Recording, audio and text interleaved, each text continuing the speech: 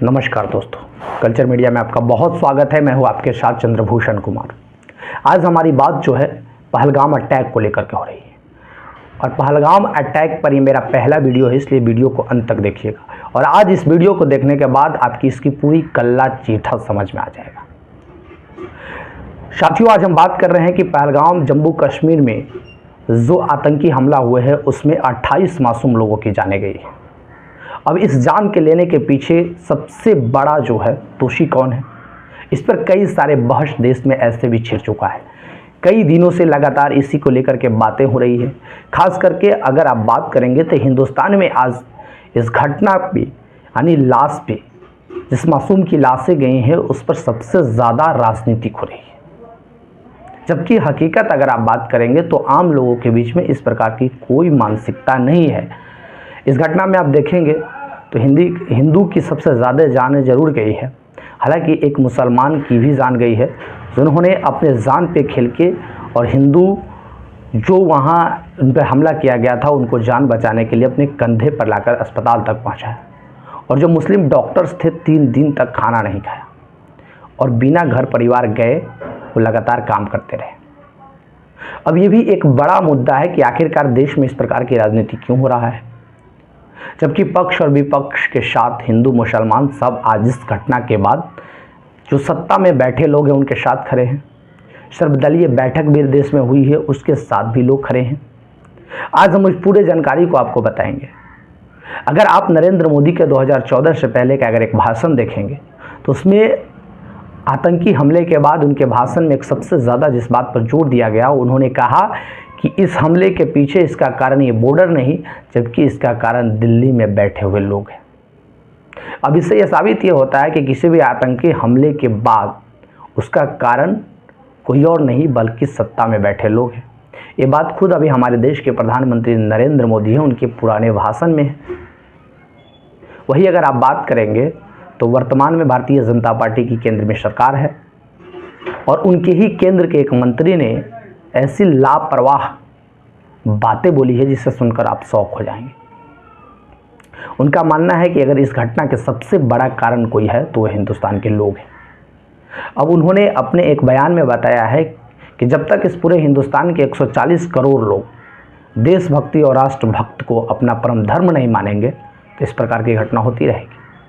अब आप सोचिए कि यहाँ जिस मुल्क के लोग पूरी ईमानदारी के साथ देश के साथ खड़े हैं उन पे इनका आरोप है कि देशभक्ति की कमी होने से इस प्रकार की घटनाएं हो रही है। अब आप बताइए कि आज इतनी मासूमों की लाश पे राजनीतिक होना जरूरी है।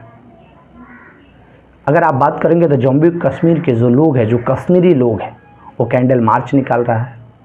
वो कह रहे हैं जो पहले कहा करते थे किसी ज़माने में, अगर आप वहाँ घूमने गए हैं या कहीं गए होंगे तो आप सुने होंगे, आपसे पूछा जाता था क्या आप इंडिया से हैं, लेकिन आज वही लोग कह रहे हैं कि हम हिंदुस्तानी हैं और हाँ ये कश्मीर हिंदुस्तान की है।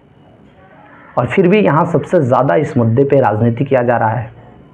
क्या इस प्रकार की राजनीति करना हमारे देश के लिए घातक नहीं है? क्या इस प्रकार पर सबसे पहले सरकार को सोचने की ज़रूरत है? जो नरेंद्र मोदी 2014 में सत्ता में आने से पहले इतनी बड़ी बड़ी भाषणें दे रहे थे, उनके आने के बाद 4 बड़े आतंकी हमले हुए हैं। इसमें उरी हमला हुआ, पुलवामा अटैक हुआ, फिर ये पहलगाम अटैक हुआ, कई घटनाएं हुई, लेकिन सरकार इसी बात को कहती है कि उनका जवाब दे दिया गया। सिर्फ जवाब देने से क्या होगा, उसकी सही पुख्ता की जानकारी कोई नहीं मिल पाया। देश में लगातार कई प्रकार की घटनाएं हो रही है और इस प्रकार की घटना से लगातार मासूम की जान जा रही है। जो जम्मू कश्मीर हिंदुस्तान की धड़कन माना जाता है, ये धरती का स्वर्ग माना जाता है, जहाँ लोग लाखों करोड़ रुपए खर्च करते हैं और वहाँ लोग घूमने के लिए जाते हैं। ऐसे दर्शनीय जगह पर अगर इतनी बड़ी घटनाएं होती हैं तो क्या हमारे हिंदुस्तान के लिए क्या है? आज हम कई बात बताएंगे आपको कि आखिरकार इतनी बड़ी 4 घटनाएं हुई हैं, लेकिन क्या गारंटी है इस बात की कि आने वाले भविष्य में इस प्रकार की घटनाएं नहीं होगी?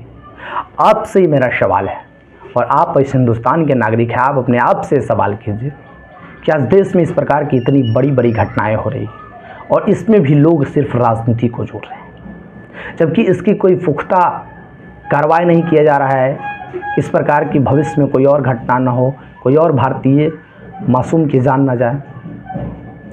अगर आप बात करेंगे कि मैं जल सिंधु को रोक दिया, तो ये कर दिया, वो कर दिया, कई प्रकार की बातें और दावे सरकार कर रही है, लेकिन क्या इसका क्या अंतिम निदान है कि इस प्रकार का करने के बाद अब देश में इस प्रकार की घटनाएं नहीं होगी?